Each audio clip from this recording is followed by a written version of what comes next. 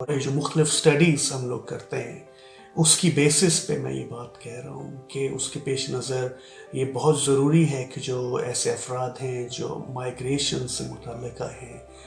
جو روزگار کے سلسلے میں یا کاروبار کے سلسلے میں ایک جگہ سے دوسری جگہ آتے جاتے ہیں، زیادہ تر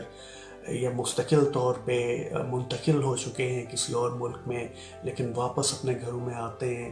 ان کو بہت زیادہ احتیاط کی ضرورت ہے،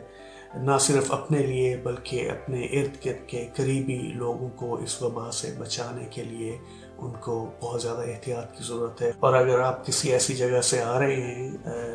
جہاں پہ آپ مائیگریٹ کر کے گئے تھے، اب آپ واپس اپنے وطن یا اپنے گھر واپس آ رہے ہیں، تو کوشش کریں کہ آپ اپنا ٹیسٹ کروائیں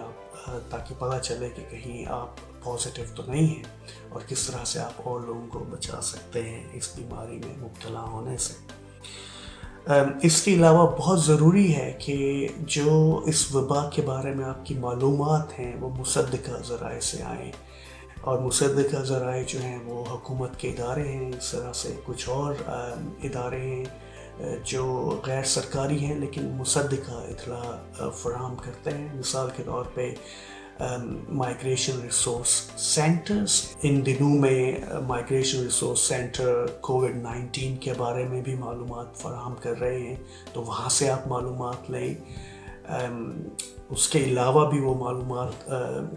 فراہم کرتے رہتے ہیں ایسے افراد کے لیے